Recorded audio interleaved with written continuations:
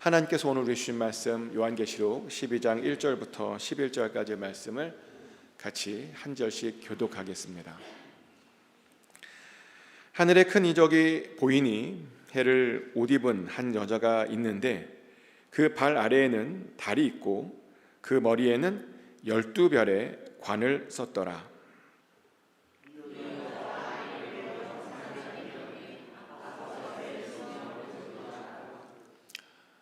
하늘에 또 다른 이적이 보이니 보라, 한 큰 붉은 용이 있어 머리가 7이요 뿔이 10이라. 그 머리에 7 왕관이 있는데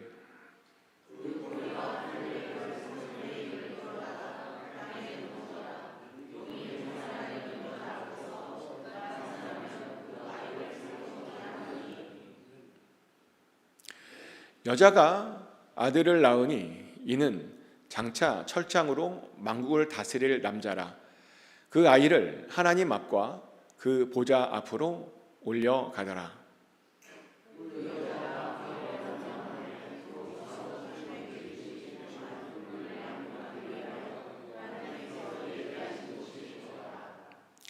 하늘에 전쟁이 있으니 미가엘과 그의 사자들이 용과 더불어 싸울세 용과 그의 사자들도 싸우나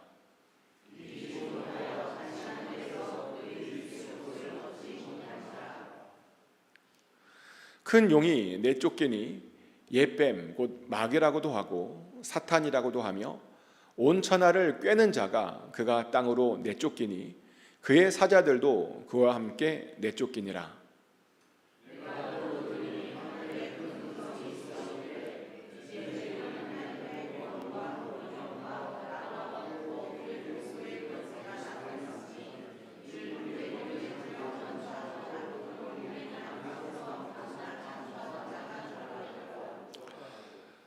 다 같이 읽겠습니다. 또 우리 형제들이 어린 양의 피와 자기들이 증언하는 말씀으로써 그를 이겼으니 그들은 죽기까지 자기들의 생명을 아끼지 아니하였도다. 아멘. Please be seated. 하나님의 평안이 이 시간 여러분 10년 가운데 함께 하시기를 예수 그리스도 이름으로 축복합니다. 혹시 매트리스 영화라는 것 혹시 기억하십니까?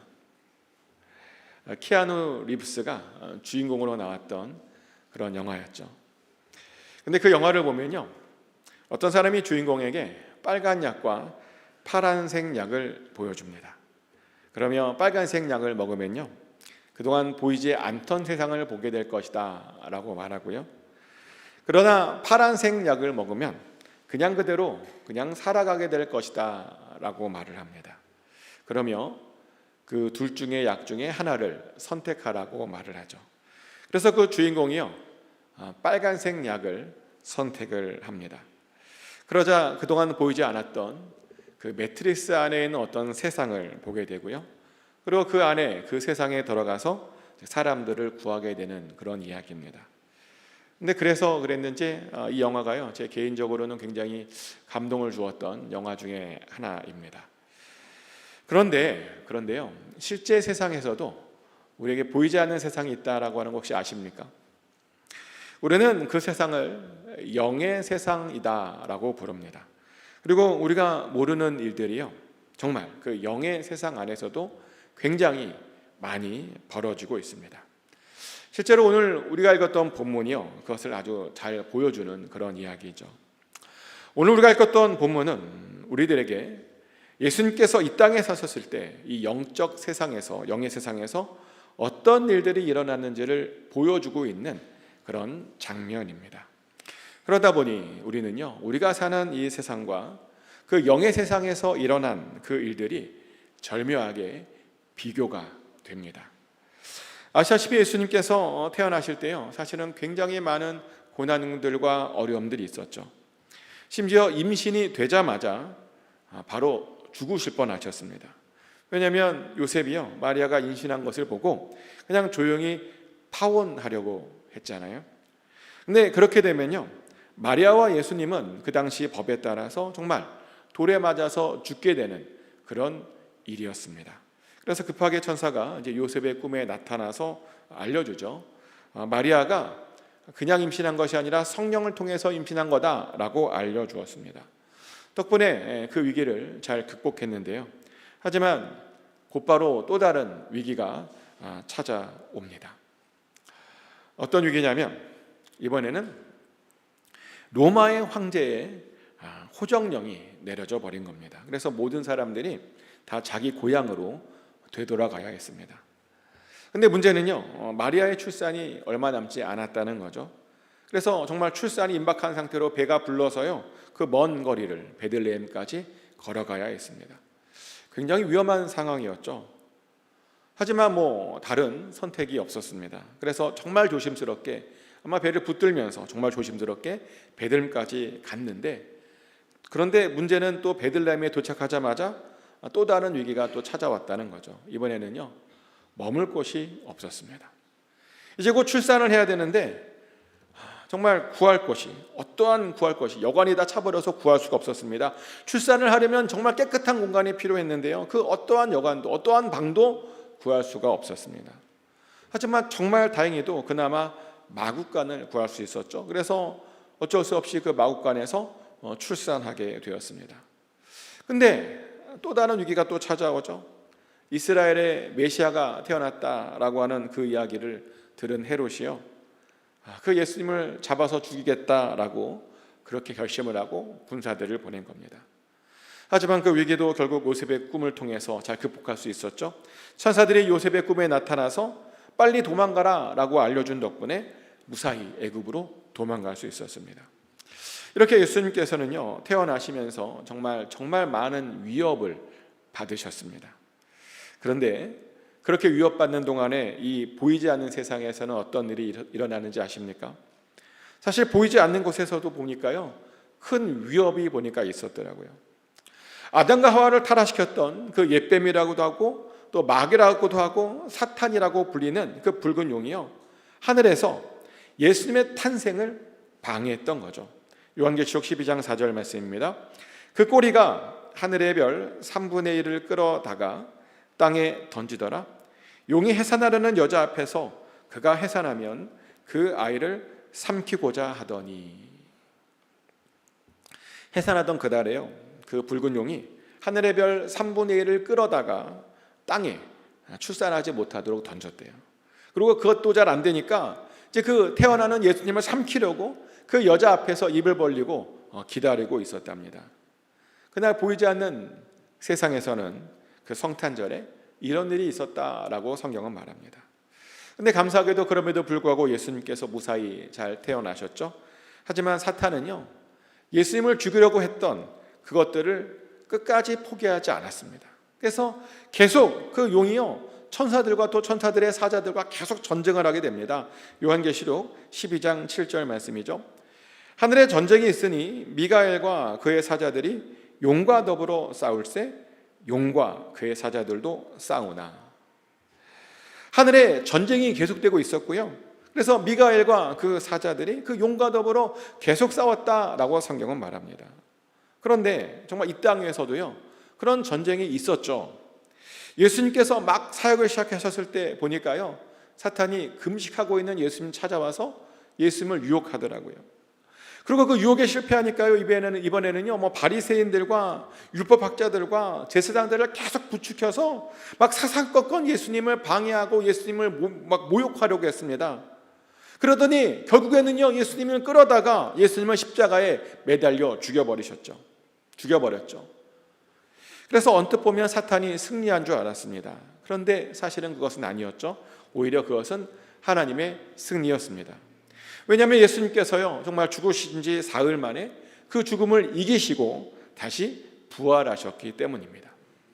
예수님을 죽이려고 했던 그 모든 사탄의 노력들과 계획들이 정말 예수님의 부활로 전부 다 무너져 버린 겁니다.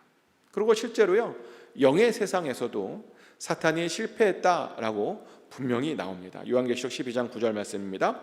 큰 용이 내쫓기니 옛뱀 곧 마귀라고도 하고 사탄이라고도 하며 온 천하를 꿰는 자라. 그가 땅으로 내쫓기니 그의 사자들도 그와 함께 내쫓기니라.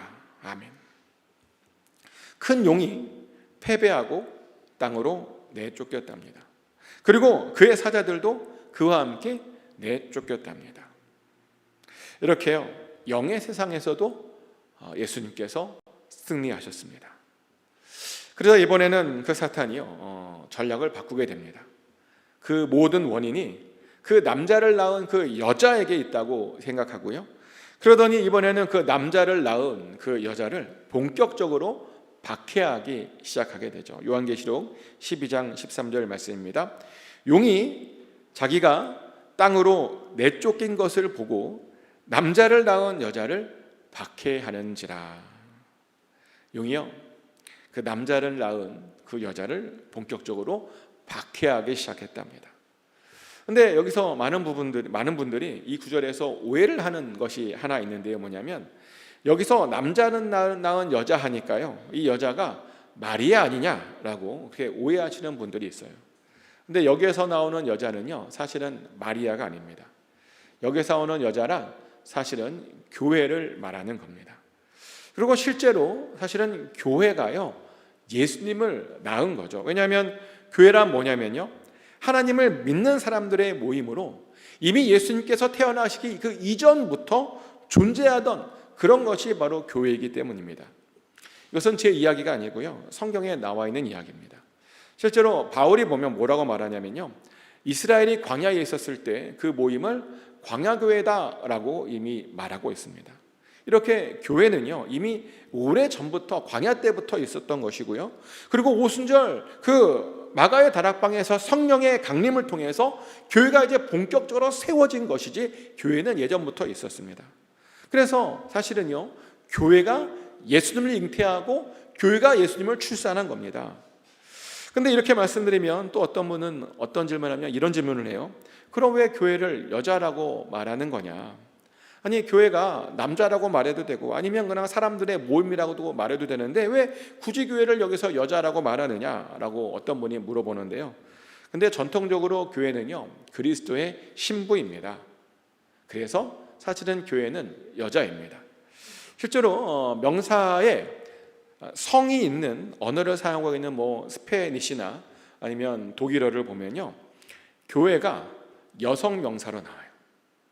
교회가, 예를 들어서 우리 독일어를 잘 하시는 크리스티 자매님 있으니까 독일어를 교회로 여성형 관사를 써서 디 키르케라고 말합니다. 맞나요? 크리스 라이트?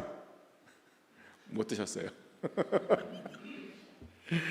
그래서 교회가요, 남성형 관사인 데어 키르케라고 말하지 않습니다. 그래서 교회가 영어로는요, she, 그녀입니다. 아무튼 예수님의 부활 이후 사탄은 본격적으로 교회를 핍박하기 시작했습니다. 특별히 그 당시에 로마의 황제가 누구였냐면 네로였거든요. 네로가요, 본격적으로 교회를 핍박하게 됩니다. 아시다시피 네로 때 로마에 불이 한번 났었잖아요. 근데 네로는요, 그 불이 난 이유를 기독교인들 때문이다라고 탓을 돌렸고요. 그래서 기독교인들을 그 당시에 정말 많이 잡아다가 죽였습니다. 그래서 그때 죽은 사람 중에 우리가 알고 있는 베드로도 있고요, 우리가 알고 있는 바울도 바로 그때 죽임을 당했죠. 그리고 그 이후 교회는요, 계속 박해가 되었고 그 박해가 무려 200년 동안 계속 지속되었습니다. 그러다가 가장 큰 박해는 AD 303년 전쯤에 일어난 디오클레디아누스 황제 때 일어났던 박해였는데요, 그때 정말 많은 교회들이 정말 어이없게 다 파괴되었고요, 그리고 성경과 신앙 서적들이 전부 다 거의 다 몰수되어서 소각되었고요, 그리고 예배는 금지되었습니다. 그리고 모든 성직자들은 웬만하면 다 감옥에 끌려갔습니다. 그리고요, 일반 성도들은 그 당시에 끌려가서 처형을 당했습니다. 그런데 가장 어두운 때가 새벽이 오기 직전이라는 말이 있잖아요. 이런 박해가 정말 끝나자마자 거짓말처럼 AD 313년에 드디어 밀라노 칙령에 의해서 기독교가 공인되게 되죠. 비로소요, 기독교가 종교의 자유를 얻게 된 겁니다. 그런데 학자들에 따르면요, 그렇게 기독교가 자유를 얻기까지 무려 10만 명의 사람들이 그 당시에 순교했었다라고 말을 합니다. 사탄이요, 그 정도로 정말 말도 안 되게 교회를 핍박했던 겁니다. 근데 여기서 놀라운 것은 뭐냐면요, 그런 핍박 속에서도 교회가 끝끝내 살아남았다는 겁니다. 그렇게 많은 사람들을 죽었는데 교회가 그럼에도 불구하고 전혀 흔들리지 않았다는 겁니다.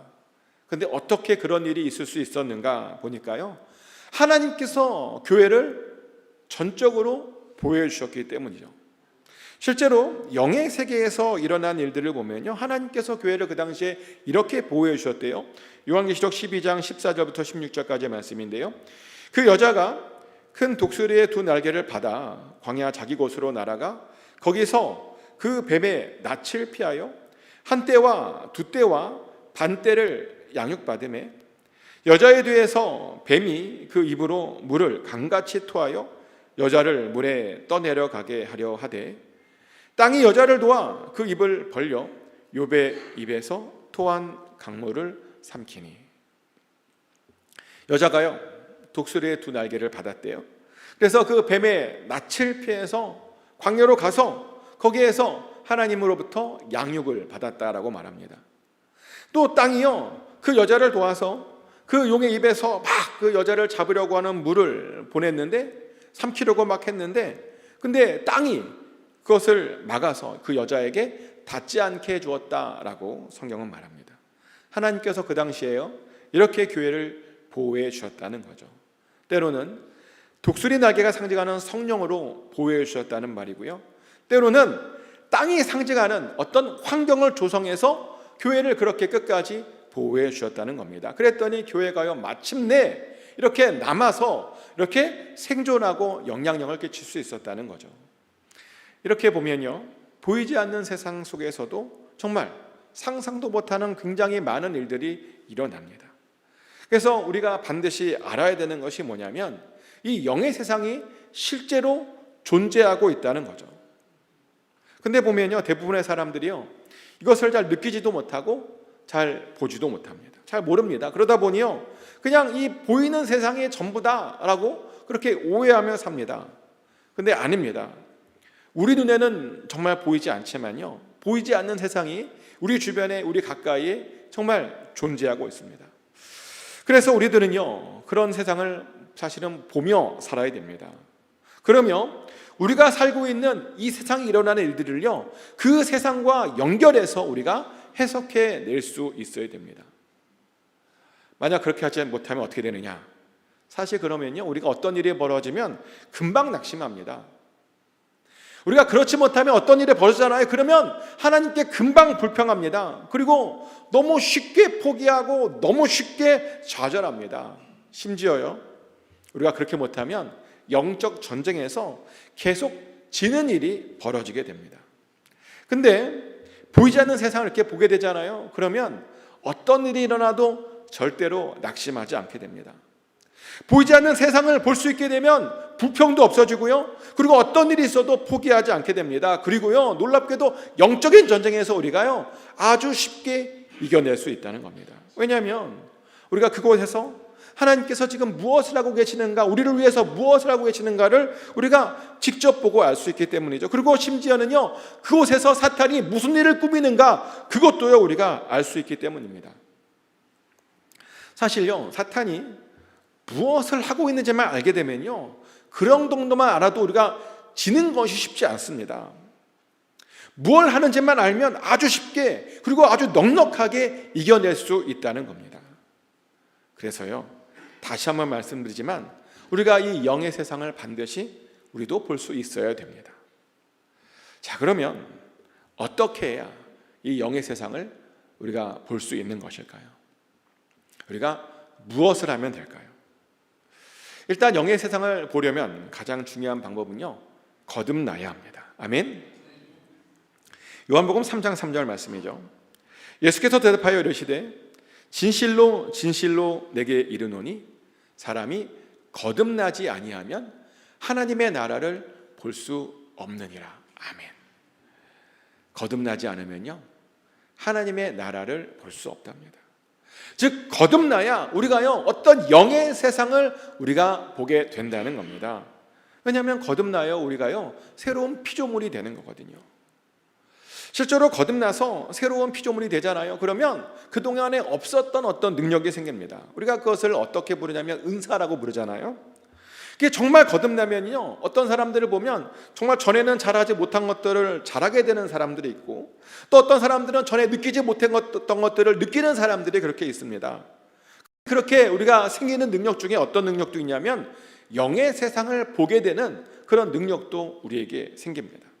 그리고요, 그렇게 생기면 정말 하나님의 일하심을 직접 우리가 볼 수 있게 됩니다. 그리고 심지어 하나님과 사단이 전쟁하는 것도요, 우리가 볼 수 있게 됩니다. 그러면서 우리 주변에 벌어지는 이 세상의 일들을 우리가 더 잘 이해하게 됩니다.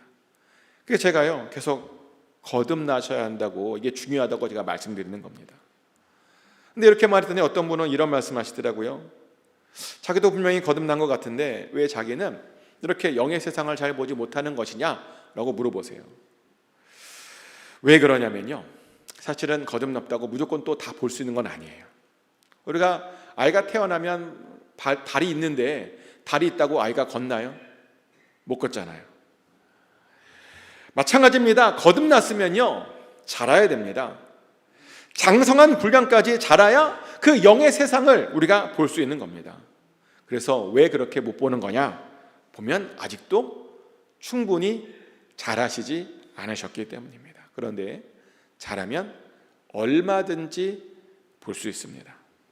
그런데 자라려면요, 뭐가 필요하냐면 믿음이 필요해요. 하나님을 나의 아버지와 온 세상의 창조주로 우리가 굳게 믿어야 됩니다. 아멘. 또 예수님을 나의 구원자요, 나의 인도자로 굳게 믿어야 됩니다. 또 성령님을요, 나의 중보자라, 나를 돕는 이시로 그렇게 굳게 믿어야 됩니다. 그리고 또한 이 세상이 영적인 세상과 아주 깊이 연결되어 있음도 우리가 잘 알고 잘 믿고 있어야 됩니다. 실제로 영의 세상에서 어떤 일이 일어나잖아요. 그러면 우리의 삶에 정말 이런저런 일들이 생깁니다. 심지어요, 영의 세상에서 전쟁이 일어나잖아요. 그러면 어떤 때는요, 기도 응답도 보니까 늦어지더라고요. 보니까 다니엘이 그런 경험을 해요. 다니엘이 어느 날 큰 전쟁에 대한 환상을 보게 됩니다. 그래서 그 환상의 의미가 뭔가 궁금해서 이제 금식하면서 이제 기도를 합니다. 응답을 기다렸습니다. 근데요, 아무리 금식하며 기도해도 응답이 오지 않아요. 보통은 기도를 하면 바로 천사들이 나타나서 그 뜻을 알려주곤 했는데, 그때만큼은 이상하게 21일 동안 금식 기도를 하며 기다렸는데도요, 근데도 천사들이 아무런 반응도 없고 아무도 나타나지 않는 거였습니다. 그러다가 21일 만에 드디어 한 천사가 나타났는데, 나타나서 하는 말이 뭐냐면, 자기가 오려고 했는데 오는 길에 무슨 일이 있었대요? 페르시아를 주관하는 어떤 영이 자기를 막아서 자기를 오지 못하게 했다는 거예요. 그러다가 감사하게도 미가엘 천사가 자기를 도와주어서 지금 간신히 오게 되었다라고 그렇게 말을 합니다. 하늘에서 일어난 전쟁이요, 그렇게 기도 응답을 늦춰버린 겁니다. 이렇게요, 보이지 않는 세상에서 일어나는 어떤 일들이 우리의 삶에 어떤 영향을 줄 수 있습니다. 그래서 우리가 그것을 잘 알고 있어야 되죠. 근데 그렇게 알려면 뭐가 필요하냐? 믿음이 필요하고 지식이 필요하고, 그것을 통해서 우리가 장성한 분량에까지 반드시 자라야 한다는 겁니다. 아멘. 그리고 또요, 우리가 잘 성장하려면 모두 필요하느냐? 사실 깨끗한 마음도 좀 필요해요. 그래야 우리가 더 쉽게 자랄 수 있습니다. 하지만 정말 많은 사람들이 이 깨끗함이라고 하는 단어에 보니까 엄청난 부담감을 느끼며 살고 계시더라고요. 어떻게 여러분들은 좀 어떠십니까? 여러분들도 혹시 이 깨끗함이라고 하는 단어에 혹시 부담감을 느끼며 살고 계십니까?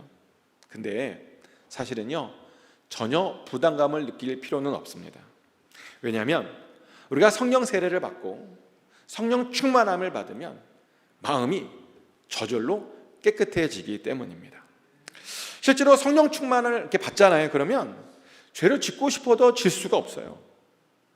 거룩한 성령님께서 나와 함께 하시다 보니까요, 어떻게 죄를 짓고 싶어도 전혀 질 수가 없다는 겁니다. 그래서요, 깨끗한 삶을 살기 원하잖아요. 그러면 아주 간단합니다. 성령과 하나님과 함께 하시면 깨끗한 삶을 살아낼 수 있습니다. 아침마다 성령 하나님을 초청하면 됩니다. 아침마다 성령 하나님께 성령 하나님 동행해 주세요라고 고백하면 됩니다. 사실 저는 그렇게 고백을 해요. 아침마다 아침에 일어나서 사실 제일 먼저 하는 기도가 뭐냐? 성령님을 추청하는 기도를 가장 먼저 합니다. 성령 하나님, 오늘도 저와 동행해 주시고 제 삶을 다스려 주시옵소서라고 이런 기도부터 합니다. 그렇게 제 삶에 성령 하나님을 추청합니다. 그러면 정말 성령 하나님께서요, 제 삶을 붙들어 주시고 저와 함께 해주십니다. 그러면 제 삶을 성령 하나님께서 직접 친히 다스려 주십니다. 그러면 정말 마음의 깨끗함을 유지할 수 있습니다. 그리고 믿음도 자라고요, 그러니까 우리가 성숙해질 수 있다는 겁니다. 그러니요, 성령 하나님을 추청하시고 꼭 깨끗한 마음을 가지시길 축복합니다. 그래야 더 잘 성장할 수 있는 겁니다. 또 우리가 그렇게 깨끗한 마음이어야 영의 세상도 우리가 잘 볼 수 있는 겁니다. 그런데요, 사실 우리가 성령 하나님과 동행해야 되는 이유는 단지 깨끗한 마음을 위해서만은 사실은 아닙니다. 우리가 성령 하나님과 동행해야 되는 이유는요, 뭐냐면 우리가 사실은 그래야 이 구원을 아주 잘 이룰 수 있기 때문이죠. 실제로 이렇게 성령 하나님이 잘 없잖아요. 그러면 신앙생활 하면서 이상하게 금방 지쳐요. 그래서 지치면 이 구원의 길을 우리가 끝까지 갈 수가 없습니다. 또한 성령 충만 없이 이렇게 신앙생활을 하잖아요. 그럼 어떤 일이 일어나냐면요, 깨끗한 삶을 살아내는 것이 아니라 깨끗한 삶을 사는 척만 하고 맙니다. 근데 척만 하는 삶은요, 사실은요, 사탄을 닮은 삶입니다.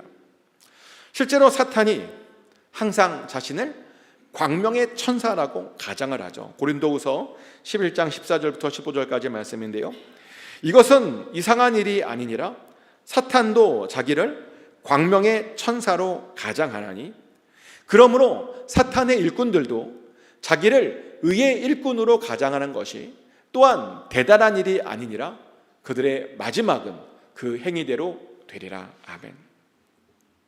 사탄도 보니까 사탄도 자신을 광명의 천사로 가장한대요. 그리고 사탄의 일꾼들도요, 자신들을 의의 일꾼으로 그렇게 가장하며 산답니다. 그래서요, 깨끗한 척만 하는 사람들은요, 사실은 사탄 짓 하는 겁니다. 사탄을 따라하는 겁니다. 그런데 성령 충만하지 않으면 우리가 그런 일을 하게 될 수밖에 없다는 거죠. 그러니 우리는요, 정말 무조건 성령 충만해야 하는 겁니다. 그리고 그런 성령 충만을 통해서 거룩한 삶을 살아내야 합니다. 그래야 이 구원의 길을 우리가 끝까지 완주할 수 있습니다. 그리고 그래야 우리가 봐야 하는 이 영적 세상을요, 그래야 볼 수 있는 겁니다. 그리고 그래야 우리가요, 승리할 수 있는 겁니다. 축복하는 것은 꼭 거듭나셔서 믿음이 깊어지시고 잘하시길 축복합니다. 성령 충만하여서 마음이 깨끗하여지시길 축복합니다. 그래서 그 깨끗한 마음으로 정말 그동안 보지 못했던 영적 세상도 보심으로 하나님께서 여러분들을 위해서 현재 무엇을 하고 계시는지도 꼭 아시길 축복합니다.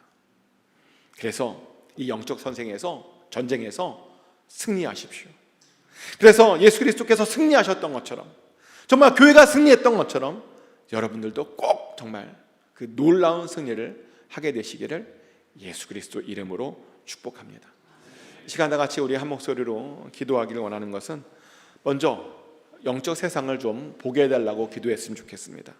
그리고 성령 충만하여서 좀 깨끗한 마음이 되어 그 세상을 꼭 보게 해달라고, 그래서 하나님의 일하심을 보므로 반드시 우리도 승리할 수 있게 해달라고 우리 다 같이 우리 한 목소리로 기도하겠습니다. 기도합니다.